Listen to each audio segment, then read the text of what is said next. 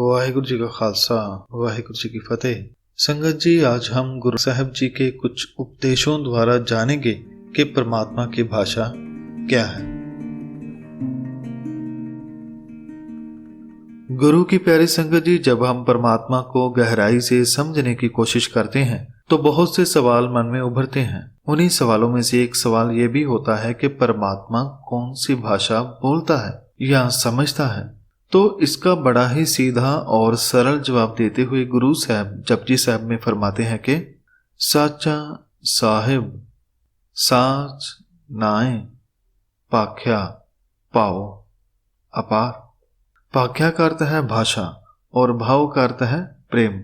तो गुरु साहब फरमाते हैं कि वह परमात्मा सच्चा है और जो भी उसने बनाया है ये जगत ये भी सच है, और वह अपार परमात्मा जो हमारी सोच और समझ से परे है उसकी भाषा है प्रेम की। अर्थात कि हम जो भक्ति करते हैं, भजन करते हैं, परमात्मा का गुणगान करते हैं, कथा आदि जो भी कुछ करते हैं, यदि उसमें प्रेम नहीं तो वह उस तक पहुंच नहीं सकता, क्योंकि उसमें बाकी सब तो है परंतु प्रेम नहीं है। प्रेम का होना बहुत ही जरूरी है। जैसे कि गुरु साहब एक जगह बड़ा ही सुंदर फरमाते हैं कि सच्चा नावन ता थिए जा अहनिस लागे पाओ। भाव के हम बहुत से धार्मिक तीर्थों पर जाते हैं, परंतु यदि धर्म कर्म करते हुए मन में प्रेम ना पैदा हुआ तो इन सब का कोई लाभ नहीं।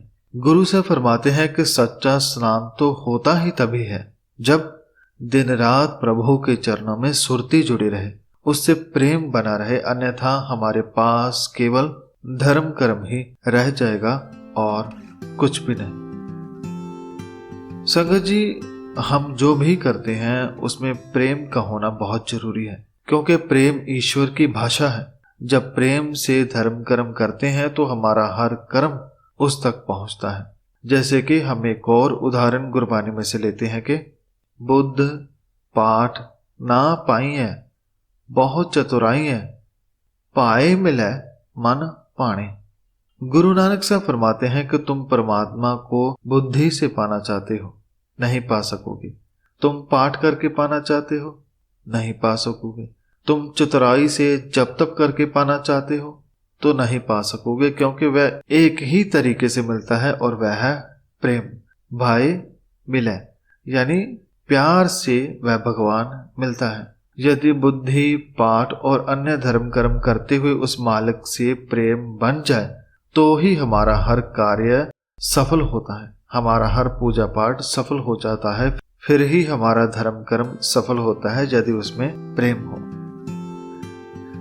इसके साथ ही संगत जी, यदि हम ये सोचते हैं कि जो भाषा हम बोलते हैं वह उस परमात्मा को नहीं आती तो ऐसा सोचना भी हमारा गलत है, क्योंकि उससे हम बने हैं, वह हमसे पहले का है और वह हमारे हर बोल को जानता है। हम कोई भी भाषा बोले, उससे बात करें, वह हर भाषा हर बोल जानता है, लेकिन हमारे शब्द चाहे हम किसी भी भाषा में बोले तब ही उसकी चौखट तक पहुंचेंगे जब उन शब्दों के पीछे प्रेम होगा, श्रद्धा होगी, तभी हमारी आवाज उस तक पहुंचती है। प्रेम एक ऐसी भाषा है जिसे बहरा भी समझ सकता है, जहां तक के पशु पंछी भी समझ सकते हैं, और यही भाषा द्वारा हम रब से मिल सकते हैं। जैसे कि गुरु साहब फरमाते हैं कि अंतर प्रेम प्राप्त दर्शन, अर्थात जिसके अंतर मन में प्रेम है उसे ही उसका दर्शन प्राप्त होता है। संगत जी, एक बात और शेयर करना चाहता हूं कि भाषा किस लिए होती है। भाषा है एक दूसरे से बात करने के लिए, अपने एहसास को औरों तक पहुंचाने के लिए। मैं बोल रहा हूं, ये भी भाषा है। आप सुन रहे हैं, ये भी भाषा है। जो लिखा है ये भी भाषा है। जिसमें वाणी लिखी है ये भी भाषा है। भाषा के माध्यम से ही हम प्रभु की वाणी को पढ़ते हैं, सुनते हैं और गाते हैं। लेकिन जब हमारी अवस्था बहुत ऊंची हो जाती है तब उससे बात करने के लिए भाषा रह ही नहीं जाती। एक बहुत ही प्यारा श्लोक भक्त कबीर जी का है, जो कि फरमाते हैं कि 52 अक्षर लोक त्रय सब कछ इन्हीं माहे ए अखर खिर जाएंगे, ओए अखर इनमें ना। अर्थात ये बोले जाने वाले 52 अक्षर और स्वर, इसे सारा संसार प्रयोग में ले रहा है। अर्थात हर बातचीत अक्षरों के माध्यम से होती है, परंतु वह परमात्मा इन अक्षरों से परे है, क्योंकि जब ये जग बना तब कोई बोल नहीं था, कोई भाषा नहीं थी, लेकिन वो था, परमात्मा था। और जब ये जगत नहीं रहेगा, जब सारी दुनिया खत्म हो जाएगी तो भाषाएं भी लुप्त हो जाएंगी, तब भी वह रहेगा। वह परमात्मा हर वस्तु से परे है, उसी से ही सब कुछ बना है और उस तक पहुंचने का रास्ता भी हमारे भीतर से है। संगत जी, हमें गुरबानी से ज्ञान लेकर अपने भीतर प्रभु गुणों को पैदा करना है। जैसे जैसे हमारे भीतर दैवी गुण आएंगे तो वह हमारे बोल चाल और हर कर्म के अंदर भी नजर आएंगे। हम जब कोई काम करेंगे तो हमारे काम करने में संतोष होगा, चेहरे पर ठहराव होगा, बातों में प्रेम होगा, मन में शांति होगी। और जब हम पूरी तरह से उसके प्रेम में डूब जाएंगे तो हमें फिर बोलने की आवश्यकता रह ही नहीं जाएगी।